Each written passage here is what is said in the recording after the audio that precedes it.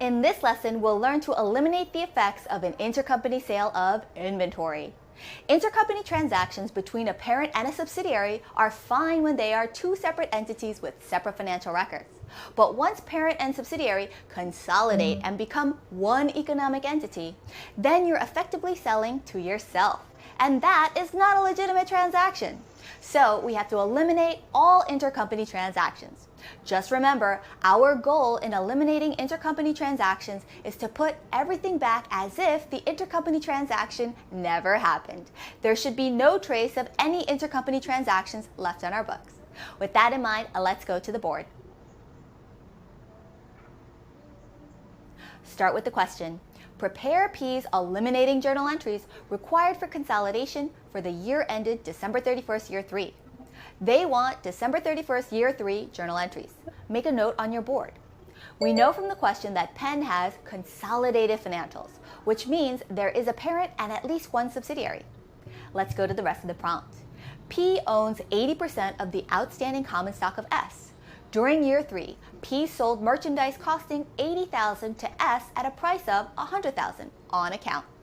S sold none of the inventory by December 31st, year 3.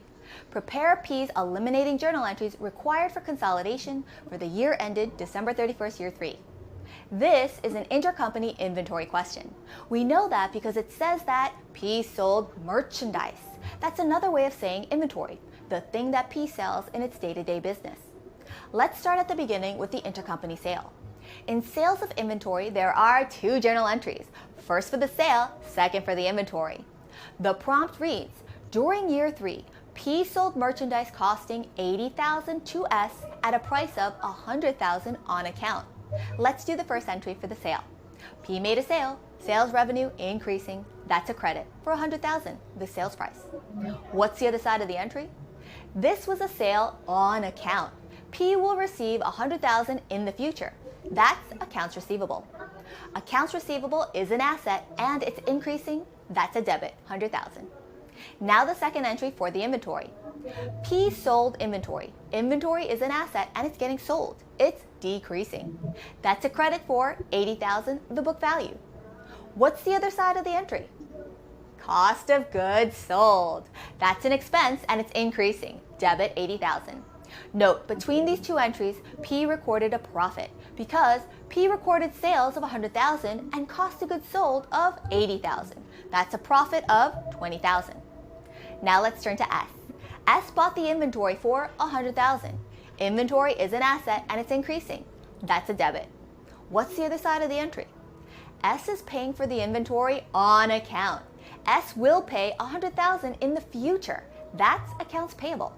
Accounts payable is a liability and it's increasing. That's a credit, $100,000. Now we have all our entries. P and S did the sale during the year and recorded the transaction on its separate books. Now P and S are consolidating into one single entity. So it looks like P sold inventory to itself and recorded a profit. We have to get rid of this transaction because you can't sell stuff to yourself and record it as a legitimate transaction. Let's do the eliminating entry in the consolidation at December 31st, year 3. Eyeballing our journal entries, we can see that accounts receivable and accounts payable perfectly offset each other, but they're separate accounts. So we have to reverse these accounts. We can't owe ourselves money. To reverse this entry, we just flip it. The accounts receivable debit becomes a credit, $100,000, and the accounts payable credit becomes a debit, $100,000. After picking off what's easy, look for types of income, like revenues or gains. Because in financial reporting, think of it as companies are always trying to make their income as big as possible. That's why we accountants have to be conservative to rein in companies from overinflating income. Here we have sales revenue. P has sales as a credit, $100,000. You can't sell to yourself. Get rid of it, debit, $100,000. Next, we see inventory in both P and S's entries, but they don't perfectly offset each other. Why are they different amounts? When P sold to S, it recognized a gross profit. Gross profit is calculated as sales minus cost of goods sold. The gross profit here is sales, $100,000, less cost of goods sold, $80,000, which equals $20,000. While we're on the topic of gross profit, let's calculate the gross profit percentage. To compute the gross profit percentage, just remember, sales is always 100%. Then gross profit is calculated based on sales. Here, gross profit is $20,000 divided by 100,000 sales, which equals 20%. That's the gross profit percentage. Now, what does that mean? Make note, the gross profit percentage means for every dollar of inventory S has left on its books, 20% represents this fake gross profit recorded for the sale between P and S. Hold on to that. This will become significant in a minute. Back to the prompt. S sold none of the inventory by December 31st, year 3. That's important for elimination because it's telling us that the entire 100,000 of inventory is still sitting on S's books. If that's the case, then using the gross profit percentage, we know that 20% of the 100,000 represents fake gross profit. It's fake because you can't recognize a profit when you sell to yourself. So 20% times $100,000 equals $20,000 fake gross profit. Then what's the other 80%? Let's calculate first. 80% times 100,000 equals 80,000. Wait, we know that number. That's P's original inventory number. And that makes sense. When S bought the inventory for 100,000 from P, 20,000 was added for the fake gross profit. And the rest of it, the 80,000, represents P's original inventory. Now think back to our goal. The key to eliminating intercompany transactions is to put everything back as if the intercompany transaction never happened. This is all about inventory, so let's use a T account. Let's assume P originally bought the inventory for 80,000. That's why it was at 80,000 on P's books. Then, when P sold it to S, it got rid of the inventory it just sold, credit 80,000. Now S picks it up for 100,000, debit. If the intercompany sale transaction had never occurred, what would the inventory be at? It would still be on P's books at 80,000. How do we get the balance of 100,000 down to 80,000? Credit 20,000. Now what's left? Cost of goods sold. If we can't recognize sales revenue when we sell to ourselves, we also shouldn't recognize intercompany expenses. Cost of goods sold is a debit 80,000. To get rid of it, we credit 80,000.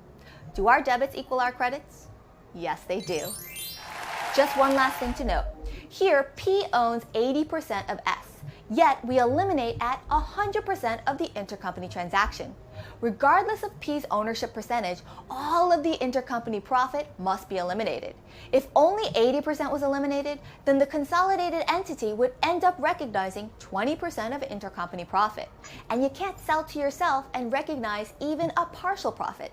You have to get rid of the whole thing. FASB says, if you control the subsidiary, eliminate it all. In this lesson, we removed all traces of an intercompany sale of inventory.